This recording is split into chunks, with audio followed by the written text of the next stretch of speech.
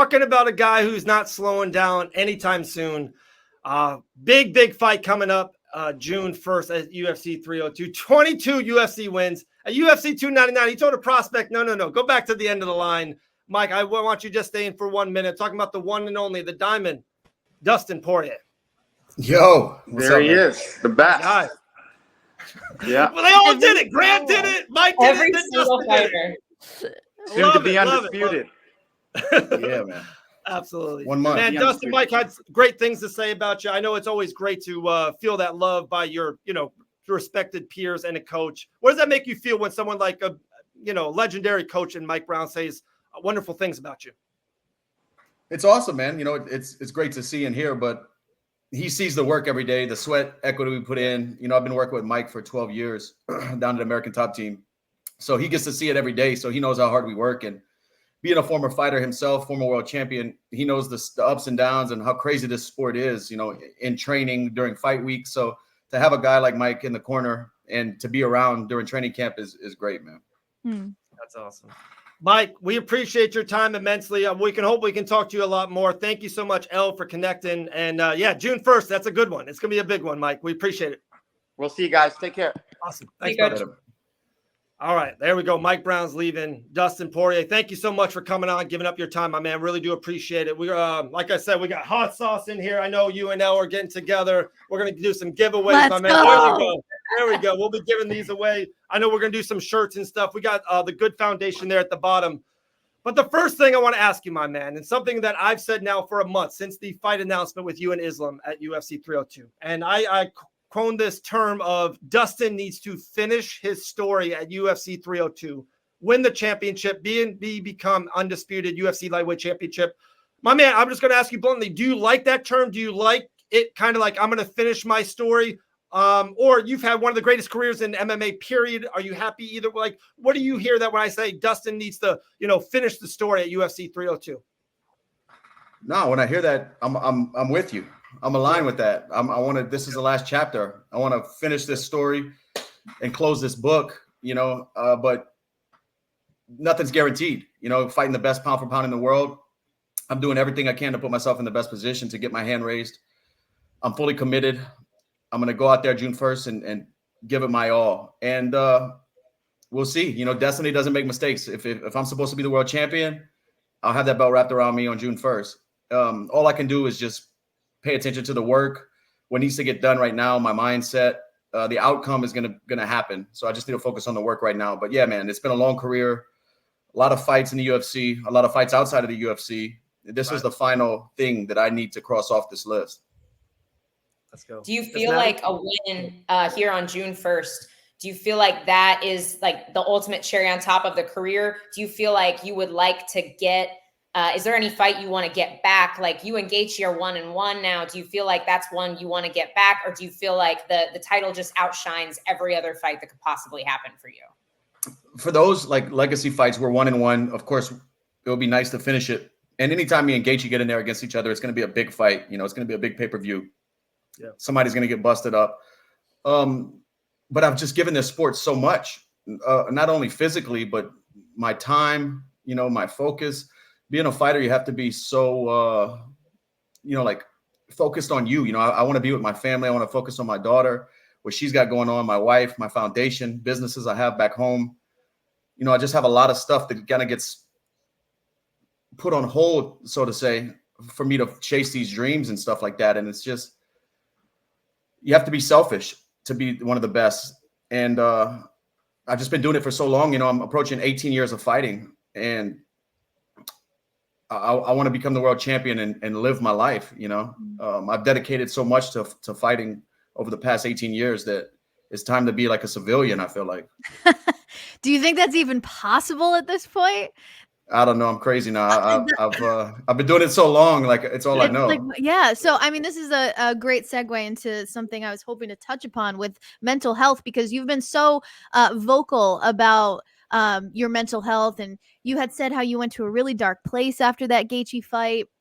And it seems to be this reoccurring trend with a lot of fighters where they seem to really struggle with life outside of the gym, outside of fighting. Why do you think that is? And how were you able to pull yourself out of that bad place? I don't know. First of all, head trauma is not good for you.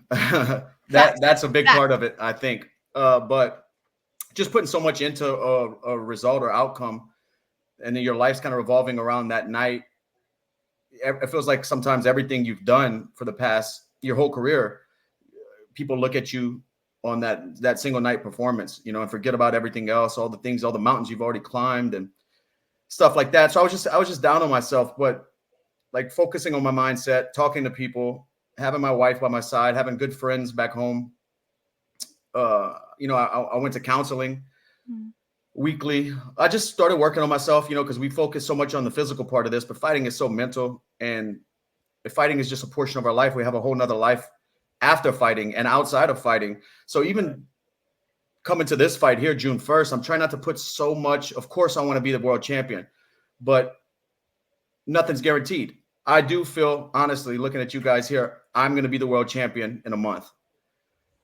Write it down, baby. Write But it down. I have to. Oh yeah, words become things. But I have to be content with whatever happens, because that's just how life goes. So practicing that before, thinking about those things before, processing information and outcomes that could happen before this, it just puts me in a spot to like receive what's coming to me. I don't know. I'm just a different person over this. Since I fought Gaethje in Utah to now, I've done a lot of reflection and a lot of work on myself.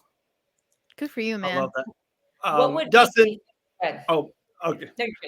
I got 2 daughters of my own, my man, and I know always I love seeing the pictures with you and your daughter and everything of that nature.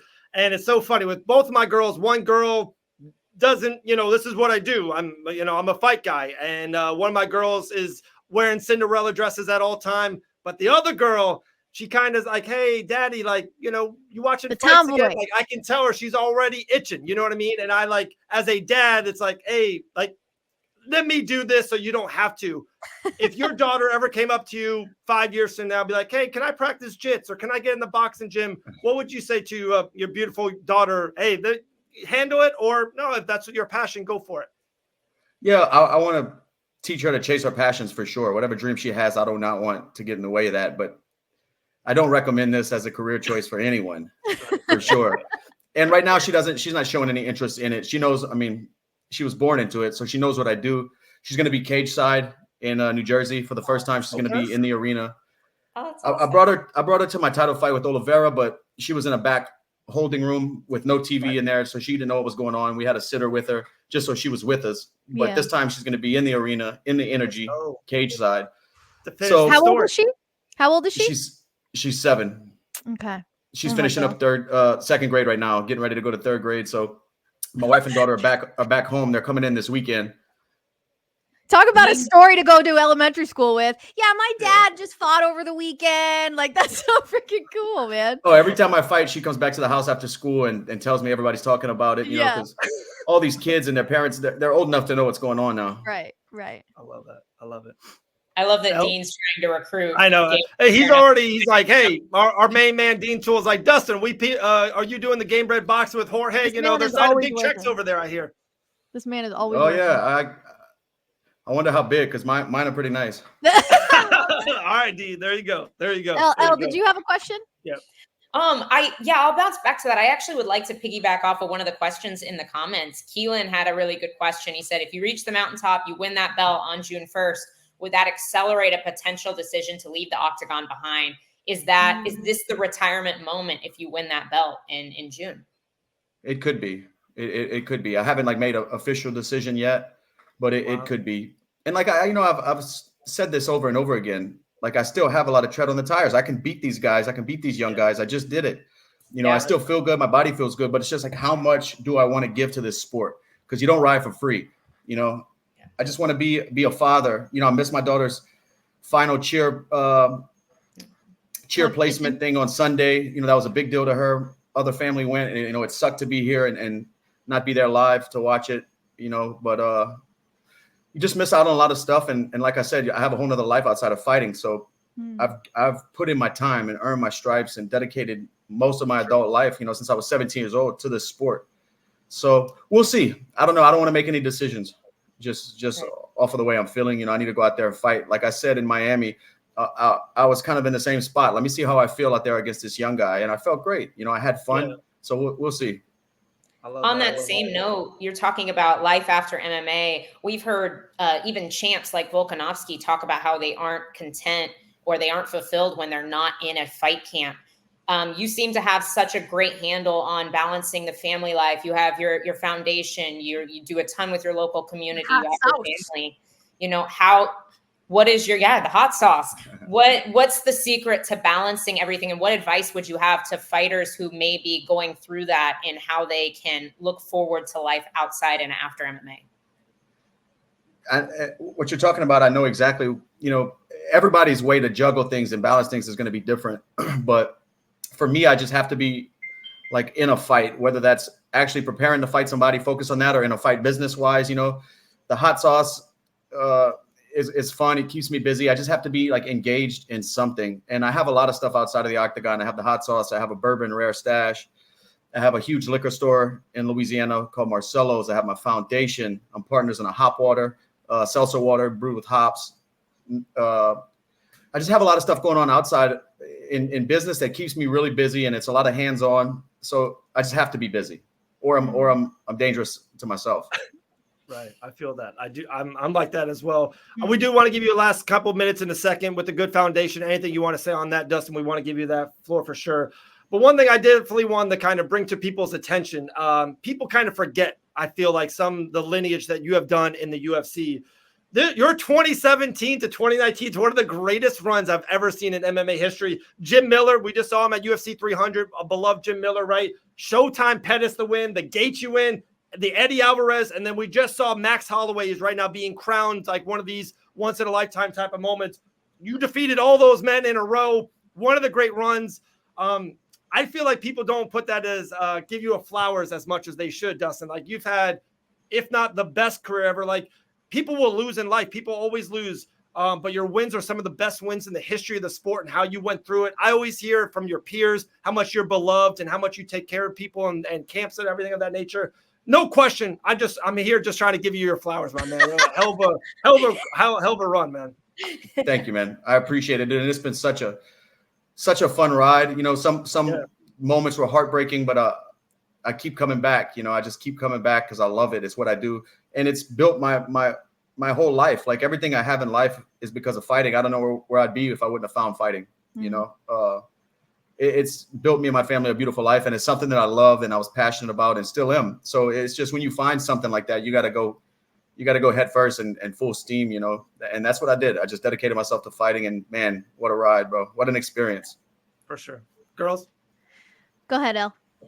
I would like to bring up the Good Fight Foundation. Like, you and Jolie have done so much in your local community. And obviously, like, not everybody knows what you guys do. I wanted to give you a moment to kind of talk about it and tell everybody what the Good Fight Foundation does, but also what inspired you to get so involved in your local community. What started this whole thing, what sparked this thing is back in 2017 or 18, when I was getting ready to fight Eddie Alvarez, a police officer got killed in the line of duty back home. And before I started the foundation, we were doing small things, like I would auction off things and give them to nonprofits in my hometown or food banks. But a police officer got killed in the line of duty a couple blocks away from where my wife graduated high school. Oh, wow. And he left behind a family. And, you know, it just struck home because I was living out here at the time. I was kind of disconnected from Lafayette, Louisiana. And it happened like on the streets that I walked when I was a kid. So whenever I heard about that, I decided to auction off the Eddie Alvarez fight worn stuff and donate it to his family. And that was like the first big thing we did. And since then, it's just grown. And we decided to give it a name, the Good Fight Foundation, because back home in my local community, it was always Dustin Poirier did this, Dustin Poirier does this. I wanted to give it its own identity. So of course I'm still linked to it, but it's not my name. It's its own thing, so it can grow organically. And I thought if I did that, when me and my wife were talking, other fighters can get behind it and it could grow more than just me doing things. And so that was kind of the idea behind the Good Fight Foundation. And since then, man, we've done things all over the world. We try to focus on local community in Lafayette, Louisiana, but every year we have a few things we do. We have Christmas gifts for shelters, women and children shelters, and backpacks for school filled with school supplies for the year. Thanksgiving meal pickup. usually between 500, 600 families we feed. Those things are reoccurring, but throughout the year we set small goals. Like right now, we're still raising money for FoodNet. It's a local nonprofit in Louisiana that a lot of people don't know this, but sometimes these kids, the only hot meal they're getting is at school. Right. We never sit back and really think about that. Yeah. The kind of households that a lot of children are living in, their only meals are at school. So in summer, they don't get those meals. So this company delivers food and groceries and meals to families who are underprivileged in Louisiana. And we're raising $50,000 for them, FoodNet, right now on the Good Fight Foundation page. You can check it out. And we're just going to keep setting goals that we see we can help out in the community and beyond. But those reoccurring goals are going to always be there. And how can other people help? I think we were showing the website, right, Dave? Yep. Definitely. The website's been at the bottom, thegoodfightgroup.com. You can donate today. I was there on it today. Definitely Fight Bananas will be doing something for sure for that. But hey, Dustin, man, we appreciate you immensely. We appreciate your time. Matt, did you have anything else? I was going to say something funny and really ironic at the end, but I'll let you have the last I have question. a feeling it's not funny, so let me go. Okay. I have two more questions for you. Okay. I'm a New England girl. I've grown up in Rhode Island my whole life. I have never stepped foot in Louisiana. How would you describe life in Louisiana to somebody that's never been there? Great food, great culture, good music, a lot of drinking. Okay. A lot of fist sounds very fighting. similar to New England. I don't know. Yeah. A lot of fist fighting. All right. A lot of hard work. What's your go-to meal when you're not worried about weight and that sort of stuff? I like jambalayas, gumbos, things like that, Cajun food, fried catfish, everything I can't eat for 8-9 weeks. That's fair. I won't make you talk about that right now, but I do want to mention, a lot of people are talking to Makhachev right now. And one of the biggest things that he keeps saying is that he has the keys to make it an easy fight for him. And that your problem is your style. How would you respond to that? Probably with a hook cross, maybe an uppercut. We'll see. My man. That's probably how I respond to that. My man. I like it. All right, now you can be funny, Dave. Go ahead. All right, there we go. I was going to say, don't be silly. Let's jump the gilly. Let's finish this story at UFC 302, man. How good Dustin's on it, on the cage, chopping. Makhachev is tapping out the world championship. We got the beautiful wife. We got the daughter running into the ring. They put the strap inside. Let's do it, Dustin. Let's do it. Let's finish this story. I got to. I have to. Yes, that's the goal, man. Dave, that's are you going. going to take a shot beautiful. Of the hot sauce or what? What's that? I said, Dave, are you going to take a shot of the hot sauce? We're giving this away to a fan. Yeah, the KOs. That'll get you good. All right, be careful with that one. I was hoping he'd do a shot of it, but all right. Yeah, those ghosts. These girls always trying to make shots. Yeah. Ugh. That ain't the shot you want. My man, appreciate it. The first time I tried the KO edition, I put way too much on my food. Yeah. Greg was making fun of me. He's like, a guy named Smoking Ed out of Carolina grows these peppers. He's in the Guinness Book of World Records for I don't know if it's inbreeding peppers, but he has the hottest pepper ever that he grew himself. He's a maniac. The fact that his name is Smoking Ed, I'm all set. That's all you need. Smoking Ed. Dustin, like I said, we appreciate you. Appreciate your time. If we talk to you in, maybe July or August when you have that championship belt right next to it, it would be a dream of all of ours. Man, we got nothing but love and respect for you. Thank you so much. We appreciate you. I appreciate you guys for having me on. Yeah, hit me up. I'm down to come on. I'll show you the belt on Zoom or whatever, Let's go. Thank you, Dustin. Looking forward to spending Fight Week with you guys. It's going to be a Grant's on the card, man. That's fun. I love fighting when teammates who I train with are on the same card. It's just a good vibe. All the coaches are there.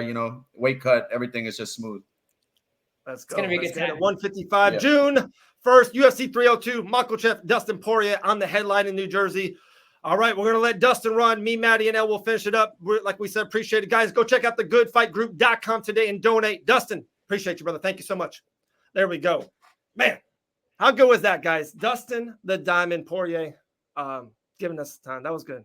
Awesome. What a good guy. He's a great dude. Great dude. I don't know if I could do jambalaya, but I would like to check out Louisiana at least once, I think. Crawfish etouffee. Yeah. I said my line at the end. I'm good with it. He can don't be silly, jump the gilly, and finish the story. I'm happy. I practiced that like all night.